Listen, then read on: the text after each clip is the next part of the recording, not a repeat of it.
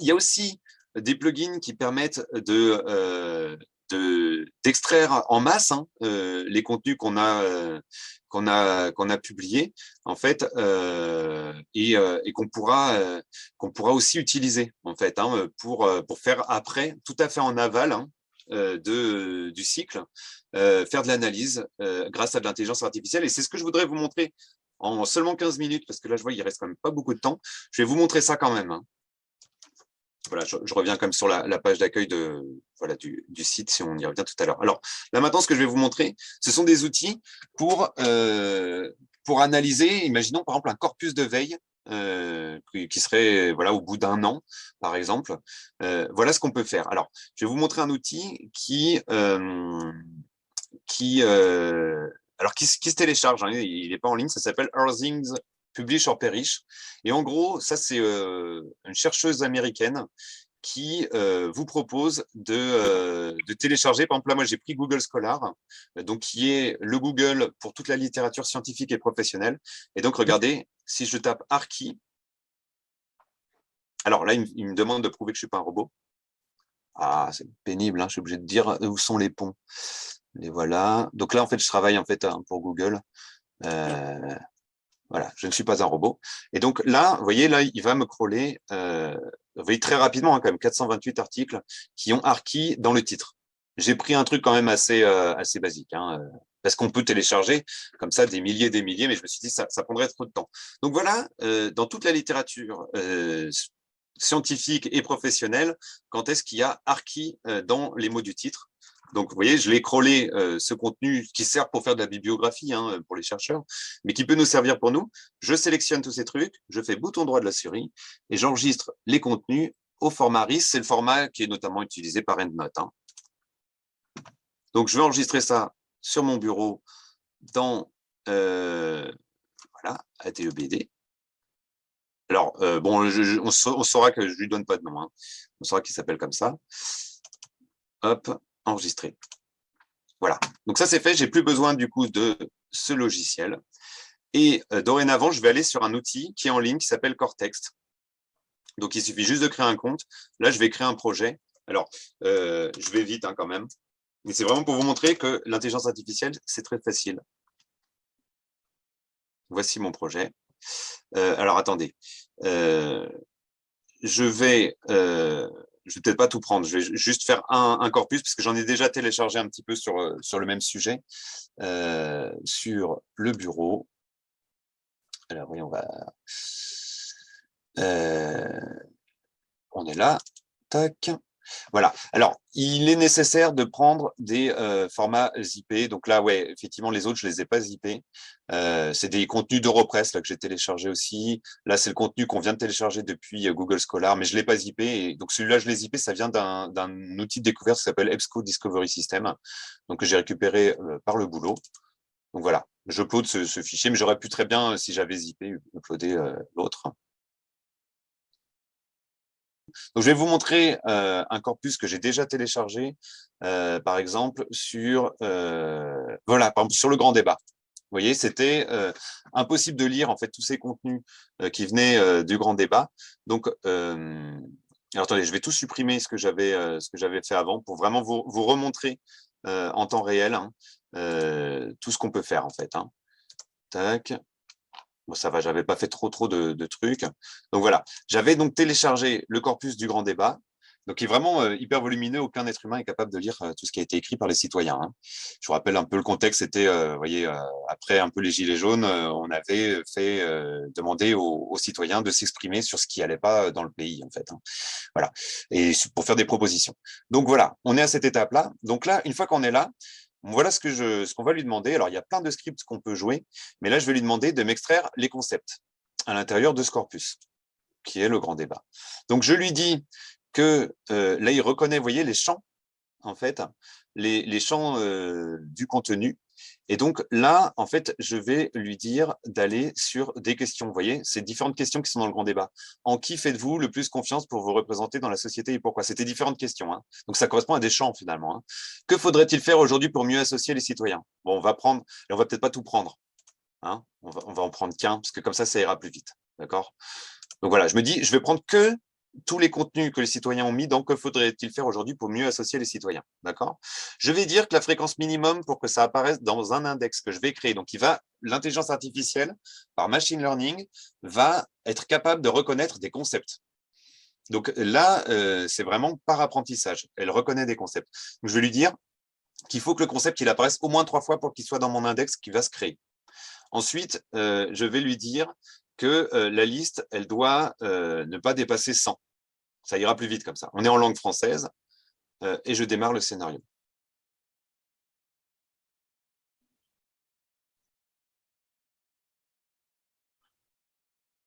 Donc, dès l'instant où j'ai fait ça, là, vous voyez, on voit que ça avance. Il est en train de constituer un nouvel index dans ma base de données. Parce qu'en fait, c'est une base de données toute classique. On a à la base quelque chose comme, je sais pas, une question égale un champ. Et puis après, on a des dates, on a des auteurs, on a des choses comme ça. Sauf que là, il va me rajouter un champ concept grâce à ça. Comme celui dans notre tableur Excel, en fait, il me rajoutait un champ concept. Donc, ça rame un petit peu parce que on est sur quand même un contenu assez vaste. Mais ce qu'on peut se dire ici, c'est que du coup, il est en train de m'extraire en fait tous les concepts de ma base. Et on va pouvoir faire exactement la même chose, mais ça, je vous le montrerai peut-être pas, mais on va pouvoir aussi extraire tout simplement pendant qu'il travaille. Hein, je peux vous montrer quand même qu'il va pouvoir reconnaître des entités nommées. Alors les entités nommées, c'est comme les concepts, sauf que là, il va reconnaître des noms de personnes, des noms d'organisations ou bien des noms de lieux. Mais là, nous, on va se contenter des concepts hein, pour la démo. Donc là, je pense qu'il a terminé. On a un petit drapeau vert, ce qui veut dire que ça s'est bien passé. Et regardez bien, voici les concepts qui sont extraits. Alors là, pour le moment, c'est pas du tout, on est loin de la data visualisation. Hein. Voilà comment ça se présente. Mais si je fais un tri par occurrence, alors, on voit, voilà, en fait, vous voyez, il fait des rapprochements, même les élus, citoyens d'œil, il fait quelques rapprochements, vous voyez. Il faut, c'est pas très intéressant comme concept, hein, on va pouvoir l'enlever. Hein. Bien évidemment, avoir de, ça non plus. On peut faire du nettoyage. Hein. Mais il m'a comme ça extrait une liste de 200, parce que 200, pardon, j'avais posé à 100 dans le paramétrage, de 100 concepts. Et donc, il a commencé à structurer en fait de l'information textuelle qui ne l'était pas, en fait. Hein. Donc, je peux tout à fait lui demander d'extraire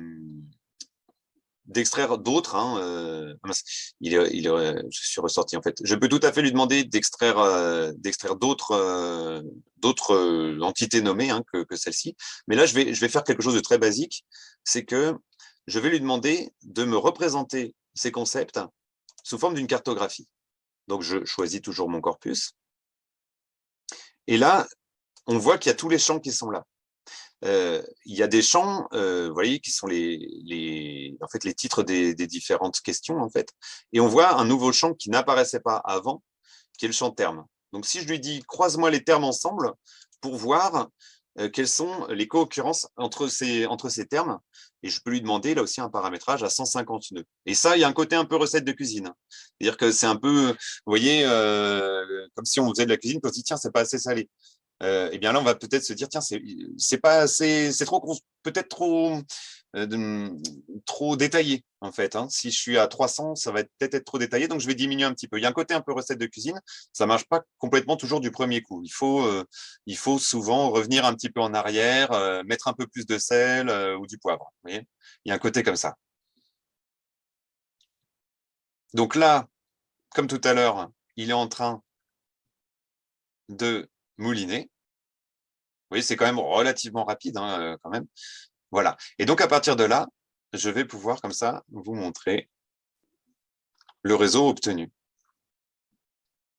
voyez, alors, voici le réseau comme ça de concepts. On va pouvoir faire jouer un petit peu voilà, peut-être la taille des étiquettes. Et donc, en gros, il me fait comme ça des associations entre, vous voyez, là, il y a un petit cluster rouge, petit cluster bleu. On voit les mots les plus occurrents, en fait, Vous voyez, les citoyens, c'est quelque chose d'assez occurrent, beaucoup plus occurrent, par exemple, que ce tout petit mot qui est budget participatif. Mais, alors on peut zoomer, on peut exporter tout ça. Mais vous voyez, ce qui est intéressant, c'est que du coup, ça nous donne une lecture, en fait, qui est une sorte de méta-lecture de toute la littérature. Aucun humain n'est capable de lire les 70 000, je ne sais pas, je dis n'importe quoi, contributions du grand débat. Avec ça, on va pouvoir comme ça détecter, alors là on l'a fait sur des concepts, on aurait pu le faire bien sûr sur des noms de personnes, on aurait pu le faire sur des lieux géographiques, on aurait pu du coup faire des représentations sous forme de cartes géographiques aussi à partir de ces lieux. Avec Cortex, on aurait pu faire tout ça. Et donc ça permet, si vous voulez, d'avoir une vue finalement assez rationnelle des choses. Alors, je vous montre comme ça parmi assez rapidement, parce que là, il reste peut-être 8 minutes. Mais moi, comme ça, par exemple, dans ma petite commune, on a fait aussi de l'analyse du sentiment. L'outil est tout à fait capable de détecter si un commentaire, par exemple, sur voilà, un commentaire sur une plateforme de démocratie participative est positif ou non. Vous voyez, là, on a exporté comme ça, au format CSV, tous les commentaires de tous les citoyens qui se sont exprimés sur la plateforme. Et on peut, comme ça, arriver à mettre des notes de sentiments positifs, négatifs sur des contenus textuels. Ça a été entraîné comme ça sur des milliers, voire même plutôt même des millions de tweets. Il y a un algorithme qui vient de Google, l'autre qui vient d'Amazon. Et ce qu'on s'est amusé, nous, à faire, c'est à challenger cette évaluation qui était donnée par l'intelligence artificielle avec des cerveaux humains. Donc, il y a un adjoint au maire, un conseiller municipal et moi-même qui, en triple aveugle, avons mis des notes en parallèle de l'intelligence artificielle. Entre nous trois, on s'est rendu compte qu'on mettait en moyenne sur, je sais plus, les 500, voilà, sur les 500 commentaires des citoyens, on mettait à peu près la même note. Et quand on regardait avec l'intelligence artificielle, on obtenait le même résultat. Dans le détail, il y avait des différences parce que l'intelligence artificielle parfois ne comprend pas l'ironie. Mais sinon, c'est vrai que on était globalement sur une note de 3,7. Quand on l'a ramené à 5, on était à 3,7 sur 5. Et c'est une note qui est bien supérieure à celle qui était le sentiment des élus. Parce que globalement, les élus avaient plutôt l'impression que les citoyens étaient négatifs, étaient râleurs, en fait, sur la plateforme. Et après l'estimation, quand on a ramené toutes nos notes sur une note entre 0 et 5, on est arrivé, je crois, de mémoire à 3,7. Donc, ce qui fait que du coup, ça nous a permis finalement d'objectiver un sentiment qui était le nôtre. Et je pense que l'intelligence artificielle, ce qu'elle peut avoir de très utile, c'est que dans un monde où finalement on arrive des fois à être un peu irrationnel, à être un petit peu dans le sentiment, un peu dans l'émotion, ça peut permettre comme ça de remettre un petit peu de raison, en tout cas de statistiques. Ça ne veut pas dire qu'on a la vérité avec ces analyses, mais en tout cas, ça veut dire qu'on a une objectivation de la littérature. Par exemple, si je peux vous montrer un dernier type de diagramme qu'on peut produire. Moi, j'ai travaillé, mon sujet thèse, c'était sur les bibliothèques numériques et sur la numérisation. Alors, j'ai fait ça en tout début, vous voyez, alors là, c'était là-dessus. Eh bien, on peut aussi donner des dimensions, par exemple, temporelles aux, aux requêtes, parce que voilà, par exemple là, j'ai pris en compte la notion d'année en fait dans la littérature. Et donc, vous voyez, là ici, on a une représentation donc de ces corpus qui sont regroupés en clusters. Donc là, ici, on est en 2002, là, on est en 2018. Et qu'est-ce qu'on voit? On voit qu'en 2002, en fait, on a un corpus de 2235 articles. Il s'agit plutôt de conservation pour la numérisation des bibliothèques, de conservation des bibliothèques nationales. Et on voit que les bibliothèques académiques sont en retard, en tout cas dans la littérature académique, notamment. Et en fait, on voit qu'elles n'ont que 143 articles et qu'elles s'intéressent aussi qu'à la conservation. Au début, il n'est pas question d'autre chose que de conservation pour numériser les bibliothèques. Et on voit que ces deux corpus fusionnent, vous voyez. Ça, c'est très intéressant de voir que finalement, ils se rejoignent. Et là, on est plus dans des notions d'open source, d'open access. Le sujet a changé. Et qu'est-ce qu'on voit aussi? Je ne sais pas si vous vous rappelez de la notion de société de l'information. C'est une notion qui est totalement no future. Vous voyez, on voit ce petit corpus là de 195 articles. hop, à partir voilà, de 2013, on n'en parle plus. Vous voyez, toutes ces choses qu'on peut dire sur la littérature en faisant l'état de l'art, de tout ce qui est publié sur le sujet, c'est très intéressant de pouvoir l'objectiver comme ça. Et vous voyez, ce sont des technologies qui sont totalement à notre portée et qui devraient être au cœur en fait de notre métier, parce que notre métier en fait est le métier qui connaît les sources, qui sait construire un corpus avec des équations de recherche, qui connaît aussi les vocabulaires pour annoter. Il y a un dernier truc par exemple que je pourrais vous montrer, parce qu'on peut aller beaucoup plus loin dans tout ce qu'il est possible de produire. Je vais juste vous en parler oralement, mais par exemple, moi j'avais pris un corpus qui venait d'Europress sur tout ce qui concernait le gaspillage d'argent public. Donc, c'est un corpus, je ne sais pas, peut-être de 20 000 articles. Personne humainement est capable de les lire. Donc, ces 20 000 articles, après, j'ai utilisé sur data.gouv, j'ai retrouvé la liste des administrations publiques. Et du coup, j'ai projeté cette liste d'administrations publiques sur ce corpus. Et du coup, j'ai pu voir quelles étaient les administrations publiques qui étaient les plus citées à l'intérieur d'un corpus qui parlait de gaspillage d'argent public. Alors, bien évidemment, on va trouver la Cour des comptes, parce que la Cour des comptes est censée veiller à ce que l'argent public ne soit pas gaspillé, mais on va trouver aussi peut-être des administrations qui peut être intéressant d'aller contrôler pour la Cour des comptes notamment. Vous voyez, donc toutes ces choses qu'on peut faire grâce à l'intelligence artificielle, c'est vrai que je pense que ça peut être très très utile de savoir se les approprier. Et là, vous avez vu, bon, j'ai eu un petit bug au moment du chargement du corpus, mais sinon, en reprenant un corpus ancien, voyons, on voit que c'est quand même assez rapide de lancer des analyses, d'extraire comme ça des noms de concepts et puis après d'en donner une représentation visuelle.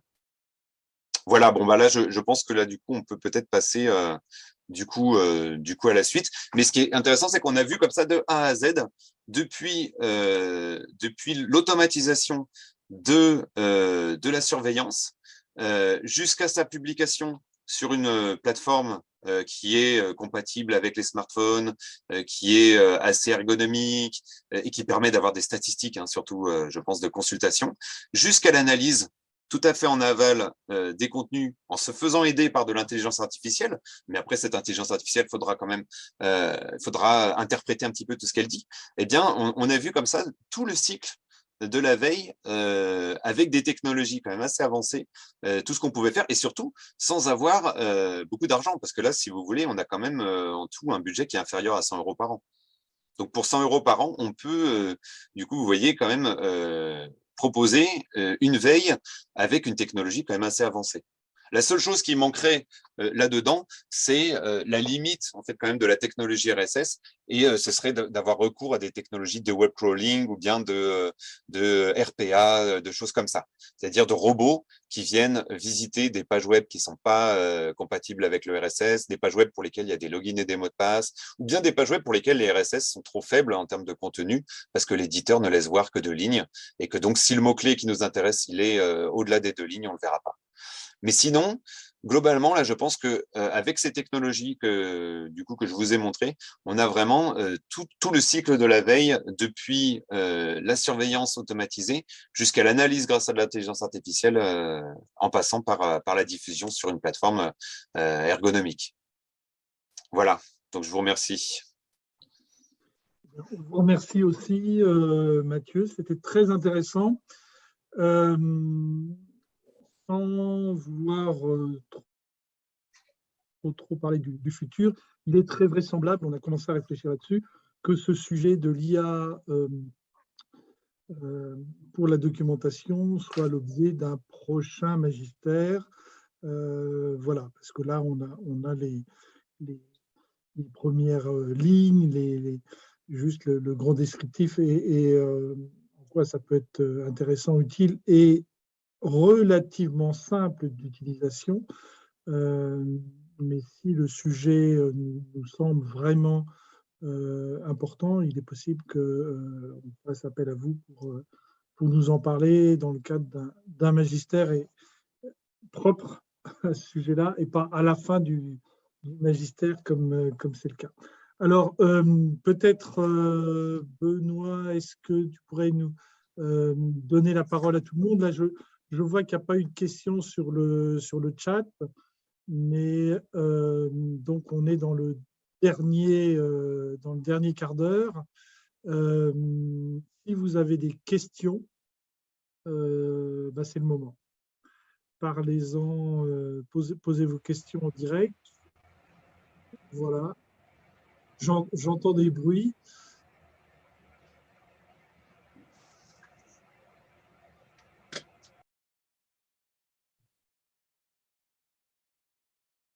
Mais j'entendais juste des bruits. Donc, pas de questions a priori. Parce que les choses, bon, on est pris par le temps, donc les choses vont très vite. Bon, si pas de questions, moi j'en aurai. Donc, ce qu'il faut que vous sachiez, c'est que toute la session est enregistrée. Donc, notre objectif, c'est de la mettre en ligne, les deux sessions, la première et celle d'aujourd'hui, la seconde, de la mettre en ligne, mais évidemment, pas tout de suite. D'abord parce qu'il y a un travail à faire. Ensuite, notre objectif est d'ouvrir une chaîne YouTube et on va mettre ça en ligne certainement au début du deuxième semestre, à partir du mois de septembre. Ensuite, Mathieu, vous nous avez montré un support en nous disant qu'il était accessible, mais en fait, pour l'instant, il est accessible à partir de quoi exactement? Et à partir d'une URL, en fait, il est déjà en ligne, parce qu'il est en Google Docs. D'accord. Mais alors, Oui, il faudrait peut-être le partager après avec les personnes concernées. Je ne suis pas sûre que tout le monde y ait forcément accès. Ce que l'on pourrait faire, c'est qu'on va quand même privilégier les personnes qui se sont inscrites et qui sont adhérents de l'association. Donc, on va envoyer ce lien vers ce Google Docs à toutes les personnes qui se sont inscrites au magistère. Voilà, ça me semble naturel. Dans un deuxième temps, certainement avec l'enregistrement, on pourra le mettre à disposition à partir du site de l'association qui, lui, est ouvert à tout le monde. Ensuite, il y avait une question peut-être plus large qui est voilà, vous nous avez montré des choses, il y a une sorte de mode d'emploi, donc on va mettre à disposition. La question qui pourrait se poser, c'est est-ce qu'on peut pratiquer? Alors, on peut pratiquer, bien sûr, si on fait ce que nous avons fait pour préparer ce magistère, c'est-à-dire on prend un abonnement à InnoReader, on va sur OVH et on prend un abonnement pour avoir un hébergement, et puis ensuite le reste, l'installation de WordPress, etc. On a vu qu'on a utilisé des outils gratuits. Bon, tout ça, même si c'est, et vous nous l'avez fait à juste titre, vous l'avez fait remarquer à juste titre, Mathieu, c'est pas très cher, mais bon, pour certaines personnes, ça peut être un obstacle. Donc, on se posait la question, pour laquelle on n'a pas de réponse définitive, d'ouvrir à certaines personnes intéressées, une fois de plus, uniquement certaines personnes inscrites au magistère, la possibilité d'utiliser tant InnoReader que WordPress comme une sorte de bac à sable où elles pourraient s'exercer pour refaire un peu ce que Mathieu, vous nous avez montré, et peut-être mettre en place ce que l'on avait entre nous évoqué, c'est-à-dire ce que l'on souhaiterait, c'est que ce site, qui n'est pas le site officiel de l'association, mais un site un peu second, un site de veille, et ce que l'on souhaiterait, c'est de faire en sorte que ce soit un site de veille d'information professionnelle, c'est-à-dire de repérer des sites d'associations professionnelles françaises, éventuellement étrangères, et ça, il y en a quand même de nombreuses, de refaire les opérations que Mathieu vous avez faites, c'est-à-dire de repérer l'existence de flux RSS, éventuellement de les créer, et puis de mettre tout ça en ligne sur le WordPress et de faire en sorte que le site second, on va dire, de la DEBD devienne un site auquel on puisse se référer si on souhaite avoir de l'information sur les professions, l'ensemble des professions, des bibliothèques, de la documentation, éventuellement même aller jusqu'aux archives. Voilà, donc c'est une proposition que l'on vous fait. Je ne sais pas, maintenant que vous avez la parole, si vous souhaitez voilà, en dire deux mots, si vous souhaitez, une fois de plus, poser des questions. Pour l'instant, pas de questions. Donc, moi, ce que l'on vous propose, Florence et moi, là-dessus, c'est de nous envoyer par mail, de nous dire votre intérêt pour cet accès à ces deux ressources, InnoReader et WordPress. Et puis après, on verra avec vous comment pratiquement on peut faire. Voilà, parce que notre objectif, on a pris un abonnement pour une année, enfin, on n'est pas obligé de rester une année, mais voilà, on n'a pas pris un abonnement juste pour ce magistère. Donc, le but de l'opération, c'est que ça nous serve et que ça serve l'association. Donc, si certains sont prêts à prendre un petit peu de temps, à la fois pour s'exercer et pour servir un petit peu indirectement l'association, ce serait parfait. Voilà. Donc, si ça vous intéresse, envoyez un email à l'adresse mail qui a été utilisée pour s'inscrire au magistère, c'est-à-dire magistère@gmail.com. Voilà. Et puis, on reprendra un contact avec vous pour voir ce que l'on peut faire. Voilà. Bien.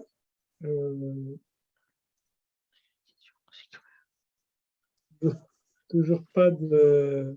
Moi, peut-être, je vais peut-être poser une question. On pourrait se contenter de ça. Vous disiez tout à l'heure que vous avez rajouté un outil genre web crawling qui est un peu plus cher probablement, qui vous permet sans doute d'avoir plus d'éléments d'analyse. Est-ce que ça, c'est quelque chose finalement qui vous a été utile ou est-ce que c'est un complément parce que je crois que vous disiez que vous avez utilisé WebCrawler, c'est ça? C'est KBcrawl en fait, moi, que j'utilise. Voilà, KBcrawl. Ouais. Est-ce que c'est complémentaire ou est-ce que c'est vraiment utile pour vous de l'avoir en plus des fonctionnalités Ouais, c'est vrai que c'est quand même, dans mon domaine, hein, en tout cas, c'est quand même assez indispensable d'une certaine manière, parce que je vais vous donner un exemple très, très simple. Hein. C'est que, par exemple, voilà, le journal officiel, il n'y a pas de flux RSS. C'est vraiment dommage, hein, d'ailleurs. Mais comme il n'y a pas de flux RSS, il y a énormément de gens, dans les administrations notamment, qui tous les jours regardent dans le journal officiel si il y a tel ou tel mot-clé. Et parfois, ils vont faire une édition recherchée sur, je sais pas, 10 ou 15 mots-clés parfois dans tout le journal officiel. Et donc, ils font ça tous les jours. Donc, vous multipliez ça par le nombre de jours, les 15 minutes qui sont passées chaque jour, et vous vous rendez compte comme ça que on perd énormément de temps en faisant ça. Moi, le robot, c'est juste pour une source, hein. Je vous parle juste du journal officiel. Moi, le robot, il va aller visiter le journal officiel tous les jours, il va copier-coller, cliquer sur tous les liens de tous les articles et copier-coller tous les contenus et nous prévenir s'il y a tel ou tel mot-clé. Donc, si vous voulez, le robot, moi, il travaille la nuit, il travaille le week-end et il va pouvoir comme ça surveiller plein de contenus qu'on ne peut pas surveiller de manière satisfaisante ou qu'on ne peut pas surveiller du tout avec la technologie RSS. La technologie RSS, elle est en perte de vitesse depuis 2008 à peu près. Elle a été abandonnée par Google en 2013. Ça fait quand même vraiment longtemps. Elle continue à se maintenir. Elle permet de surveiller beaucoup de choses. Mais honnêtement, les articles, souvent, vous avez accès qu'à 3 lignes. Dans ces 3 lignes que l'éditeur a choisi de laisser voir, si le mot-clé qui vous intéresse, il est au-delà, vous verrez rien. Donc, vous avez énormément de trous dans la raquette avec la technologie RSS. Donc, c'est vrai qu'un outil qui permet de faire du web crawling, c'est quand même très pratique. Et puis, vous avez tous les contenus pour lesquels il y a un login et un mot de passe. Là, le robot, il rejoue le login et le mot de passe. Le flux RSS, D'accord. s'il y a login et mot de passe, il n'y a pas. Vous voyez, et non, c'est vrai que c'est vraiment essentiel. Moi, je vous donne juste l'exemple comme ça du journal officiel. Quand on fait le calcul du temps que certaines personnes passent à rechercher à la main, et c'est complètement aliénant de faire ce travail, je pense qu'il vaut mieux faire appel à des robots. On a vite un retour sur investissement quand on fait travailler un robot à la place. Voilà, ça permet de libérer du cerveau humain pour faire des choses beaucoup plus intéressantes, en fait. D'accord. Bah, ça suppose que ça coûte un peu plus cher. Là, par contre, Là, par contre, c'est plus Ouais. cher. Ouais. Ouais. Là, par contre, on est dans un budget. Nous, l'essentiel du budget, c'est le crawler dans notre dispositif. C'est vraiment le crawler l'essentiel du budget. Mais on s'intéresse aux technologies de type RPA. Qui vont certainement dans les années à venir se démocratiser. Le RPA, c'est utilisé justement pour que des robots fassent du travail un peu répétitif qui n'a pas vraiment de valeur ajoutée sur le plan humain. Et je pense que bientôt, on devrait pouvoir faire certainement des choses assez similaires avec ces technologies-là. Et je pense que bientôt, ça coûtera moins cher aussi. Mais déjà, là, en gros, l'ensemble de notre dispositif, on a divisé à peu près par 4 le coût d'une plateforme qui fait tout, en fait. Et en ayant peut-être une ergonomie de diffusion supérieure. Parce que WordPress, c'est vrai que, bon, là, on a fait quelque chose de vite fait, mais quand on a vraiment bien peaufiné le site, bien fait la mise en forme, à la fin, on obtient quand même quelque chose de pas mal. Bien, bien, bien. Ben, écoutez, merci beaucoup. Pas d'autres questions?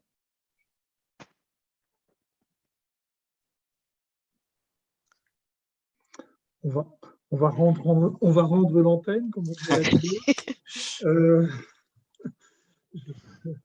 Voilà, ben, écoutez, merci à vous, Mathieu Andro, parce que c'était très intéressant et voilà, comme je pouvais le laisser entendre, il n'est pas impossible qu'on ne vous réinvite pas, qu'on vous réinvite plutôt à un futur magistère. Merci à tous ceux et celles qui se sont inscrites et qui ont suivi les 2 sessions. Et puis, bah, écoutez, à très bientôt pour les nouvelles activités de l'association. Donc, dans un premier temps, vous allez recevoir donc le lien vers le support fait par Mathieu et peut-être aussi, Florence, une fiche Oui. d'évaluation du magistère, à la fois d'évaluation et aussi pour retenir Oui. vos idées pour un nouveau enfin, des sujets de magistère. Après, ben, voilà. Suivez notre actualité sur le site, non pas celui-ci, mais le site officiel de l'association, WordPress aussi, parce que en juin, on a un peu d'actualité avant la coupure estivale, et puis on espère vous retrouver nombreuses et nombreux à la rentrée, un tas d'autres activités. Voilà. Merci beaucoup. Bon travail à vous et pour ceux qui vont en profiter, bon pont. Enfin, qui en ont la possibilité, bon pont de l'Ascension. Voilà. Merci.